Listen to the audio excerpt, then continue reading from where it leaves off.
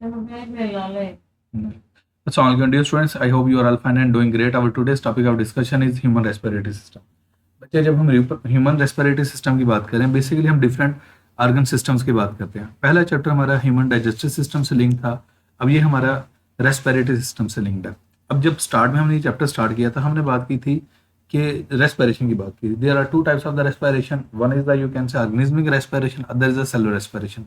जब हम बात करते हैं ना ऑर्गेनिज्मिक रेस्पिरेशन की, मैं कहता हूँ that is a sort of breathing. वो एक ब्रीदिंग की टाइप है जिसमें क्या होता है, गैसेस एक्सचेंज है, ऑक्सीजन का इनटेक कर दिया जाता है, कार्बन डाइऑक्साइड को बॉडी से बाहर निकाल दिया जाता है। क्लियर। दूसरी हमने बात की थी सेलुलर रेस्पिरेशन की।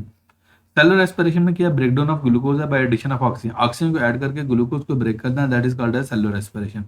Is it clear. अब बेसिकली जो ब्रीदिंग की बात करते हैं या हम बात करते हैं रेस्पिरेशन की, या जिसे हम कहते हैं ऑर्गेनिज्मिक रेस्पिरेशन, उसके लिए एक प्रॉपर सिस्टम है हमारे बॉडी के अंदर, उसे हम कहते हैं रेस्पिरेटरी सिस्टम। जब हम रेस्पिरेटरी सिस्टम की बात करते हैं, this is an example of you can से ऑर्गन सिस्टम। ये एग्जांपल है ऑर्गन सिस्टम की। तो डेफिनेटली ऑर्गन सिस्टम में कुछ ना कुछ ऑर्गन्स होंगे। अब वो कौन कौन से ऑर्गन है, कैसे कैसे स्ट्रक्चर है, इन सबको हम देखेंगे यहाँ पे। अब इसको देखते हैं। Respiratory system is responsible for breathing, आप ब्रीदिंग कह सकते हो या ऑर्गेनिज्मिक रेस्पिरेशन कह सकते हो, that thing will be same, and gases exchange. Okay, the human respiratory system consist of two major parts. Two major parts हैं, one is the air passageway and other is the lungs. पहले हम part में देखेंगे air passage way. अब air passage way as the name indicate, ये वो passage way है, ये वो रास्ता है, ये वो गुजरगाह है जहाँ से एयर पास ऑन करेगी, जहाँ से एयर गुजर के जाएगी हमारे बॉडी के अंदर। It passes through a connected tubes and reach to the lungs. Connected tube में से गुजर, जारी बात ट्यूब्स आपस में लिंक्ड होंगी, कनेक्टेड होंगी, तो फिर क्या हो सकेगा, आगे पास ऑन कर पाएंगी ना, अदरवाइज तो पास ऑन ही नहीं कर पाएंगी। ओके, और अल्टीमेटली कहाँ तक पहुंचेगी, लंग्स तक पहुंचेगी। After gas exchange air moves from lungs to outside. ये क्या हो कहते हैं, लंग्स से आउटसाइड मूव करेगी। मैं सिंपल बात करता हूँ, एयर आपके लंग्स के जाएगी, वहां पे ऑक्सीजन प्रोवाइड कर देगी, फिर कार्बन डाइऑक्साइड कलेक्ट करके बॉडी से बाहर आ जाएगी। Clear. These connected tubes are collectively called air passage, उन्हें हम क्या नाम देते हैं, air passage way. Clear. It consist of the following parts. अब फर्स्ट वन है नॉस्ट्रिल्स एंड, मैं आपको पहले डायग्रामेटिकली जस्टिफाई कर देता हूँ, फिर इसको रीड करते हैं। ये ओपनिंग है जिन्हें हम क्या नाम देते हैं, नॉस्ट्रिल्स। क्या नाम देते हैं, नॉस्ट्रिल्स। इन्हें उर्दू में बोलूँ तो नथनीम कह देते हैं। यहाँ से क्या होता है, एयर अंदर एंटर होगी, अंदर एंटर एयर एंटर होके कहाँ पे जाएगी, ये नेजल कैविटी में। ये ओरल कैविटी सुपर कैविटी होती है जिसे हम कहते हैं नेजल कैविटी। इसके बाद एक कॉमन पैसेज वे है, that is called as a pharynx. This is the pharynx, ये कॉमन पैसेज वे है। यहाँ से फूड पास ऑन होगी, गुजरेगी, यहाँ से क्या होता है, एयर गुजरेगी। ओके, नेक्स्ट आपके क्या हो सकते हैं, दो, एक आपका होगा फूड पाइप, एक होगा विंड पाइप। जो आपके फूड पाइप होगा that will be called as the oesophagus. ये एसोफेगस है, ये जो जहाँ पे कर्सर मूव कर रहा है, ये येलो सा पोर्शन है। दूसरा जो रीजन है वो है क्या, उसे कहते हैं एयर पैसेज वे। अब एयर पैसेज वे को हम कहते हैं ट्रेकिया, जिसे हम विंड पाइप भी कहते हैं। अब ट्रेकिया के ऊपर वाला जो पोर्शन है उसे हम कहते हैं लेरिंग्स। क्या नाम देते हैं, लेरिंग्स। अब लेरिंग्स के ऊपर यहाँ पे एक ओपनिंग होती है, that is called as a glottis, that is called as a glottis.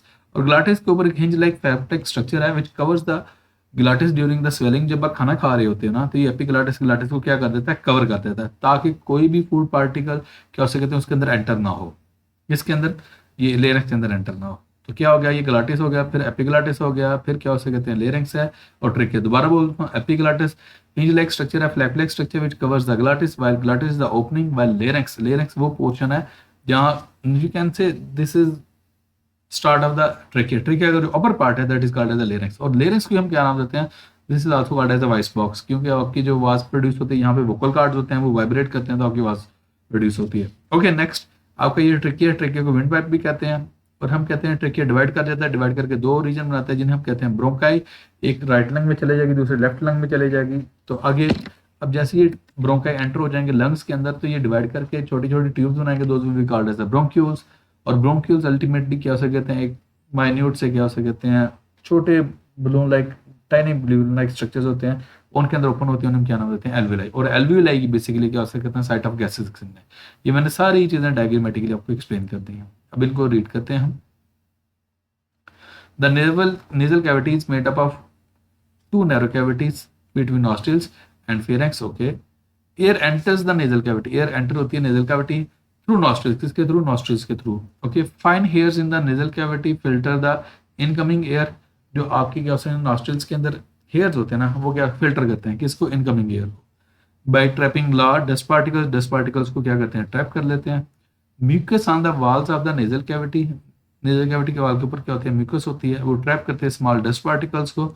Mucus also warms the air, वो एयर को क्या करते हैं, वार्म करते हैं, and keeps it temperature near. अब एक बात याद रखिएगा, आपके एनवायरनमेंट से जो एयर आता है ना, उसका टेम्परेचर डिफरेंट होता है। सर्दियों में कम टेम्परेचर होगा, गर्मी में हाई टेम्परेचर होगा, लेकिन आपकी बॉडी का तो कांस्टेंट टेम्परेचर 37 डिग्री सेल्सियस है।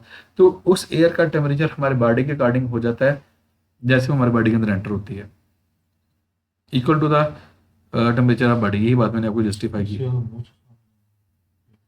अच्छा, अगर हम क्या हो सकते हैं, बैठे बैठे मेरे भाई ने मेरे से क्वेश्चन पूछा है कि हम क्या हो सकते हैं, जो मुंह से सांस लेते हैं वो भी जब हमारे बॉडी के अंदर जाए उसका भी टेम्परेचर क्या हो सकते हैं, हो जाएगा हमारे बॉडी के अकॉर्डिंग।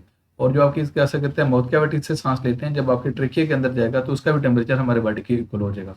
और वहाँ पे जो म्यूकस है वो भी डस्ट पार्टिकल्स को क्या कर लेती है, ट्रैप कर लेती है। ये जनरल सी बात है।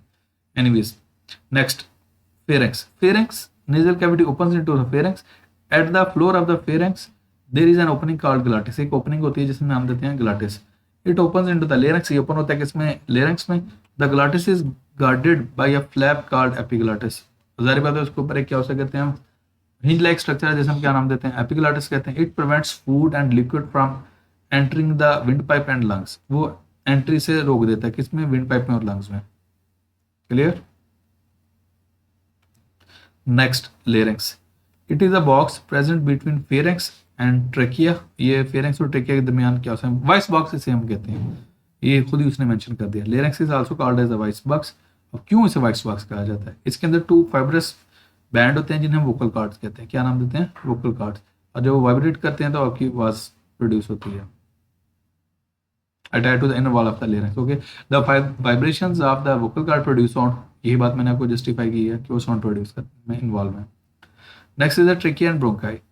Trachea is 12 centimetre long. ये एमसीक्यू है। अच्छा, ये मैं जो टॉपिक आज का कर रहा हूँ ना, ये सारे सारे आपसे शॉर्ट क्वेश्चन आ सकते हैं कि जी ट्रेकिया पे ब्रीफ नोट लिखे हैं, फेरेंक्स पे ब्रीफ नोट लिखे हैं, ब्रोंकाई पे ब्रीफ नोट लिखे हैं, या क्या नॉस्ट्रल पे, नेजल कैविटी, ये what is the role of you can say larynx. ये सारी चीजें ब्रीफ हैं, या एमसीक्यू आ सकते हैं या शॉर्ट क्वेश्चन आए. Attached with the larynx, it ends in 2 branches called bronchi. 2 branches में एंड कर जाते हैं जिसे हम नाम ब्रोंके, ये ब्रोंके, ये ब्रोंकाई है. Okay, each bronchus enters into the lung of its side. The inner walls of the trachea and bronchi are lined with mucus. उसके अंदर म्यूकस भी होगा और सीलिया भी होगा. क्वेश्चन आता है ये म्यूकस और सीलिया क्यों है. Mucus traps find dust particles and bacteria. वो ट्रैप करता है डस्ट पार्टिकल्स को और बैक्टीरिया को. ओके, नेक्स्ट हम देखते हैं cilia move these particles and mucus upward. वो सीलिया क्या करते हैं, म्यूकस और पार्टिकल्स को क्या अपवर्ड मूव करते हैं. और जारी पता है जितनी चीजें ट्रैप हो गई उनको अपवर्ड भेज दिया जाएगा. In the walls of the trachea C shaped cartilage present होती है, while the walls of the bronchi have plate like cartilage. उसके अंदर क्या होता है, प्लेट लाइक कार्टिलेज है. Clear. Okay, this cartilage prevent trachea and bronchi from collapsing. वो collapse नहीं करेगा. अगर ये देखो इसके अंदर सी शेप्ड वो नहीं ना होगा, you can say cartilage, C shaped cartilage या सी शेप्ड रिंग नहीं ना होंगे तो कोलैप्स कर जाएगा. अब मेरा यहाँ पे क्वेश्चन ये है कि ठीक है हम कह रहे हैं सी शेप्ड कार्टिलेज या सी शेप्ड रिंग्स हैं, why not complete ring. Complete ring क्यों नहीं होते.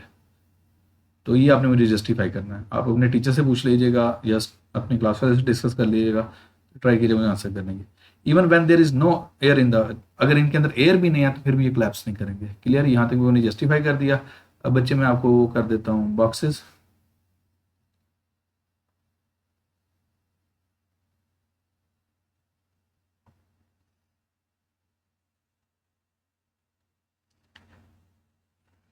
Pharynx is a common passage for food to esophagus. Common passage ये पिछले चैप्टर में हमने मेंशन कर चुके हैं, इस चैप्टर में कर चुके हैं. The vibration of vocal cords and movement of lips, cheeks, tongue and jaw. आपकी होंठ, आपकी जबान, आपके चीक्स, जॉ सारे इन्वॉल्व होते हैं जो हम स्पीच करते हैं. जितनी भी जैसे हम बोलते हैं, जो साउंड प्रोड्यूस होती है वो वोकल कॉर्ड से होती है, लेकिन ओवरऑल स्पीच बनाने के लिए आपकी जो गुफ्तगू होती है, जो बातचीत होती है, उसके लिए ये सारे स्ट्रक्चर्स इन्वॉल्व हैं. The chest is made up of 12 pairs of ribs. अब हमारी 12 पसलियों के रिब्स होते हैं. टोटल 24 होती हैं और 12 पेयर्स होते हैं, और इनके क्रॉस मसल्स होते हैं, इंटरकोस्टल मसल्स होते हैं. क्लियर है. और यहाँ तक कंप्लीट है. If you have any sort of question then you can ask in the comment section. Thank you so much.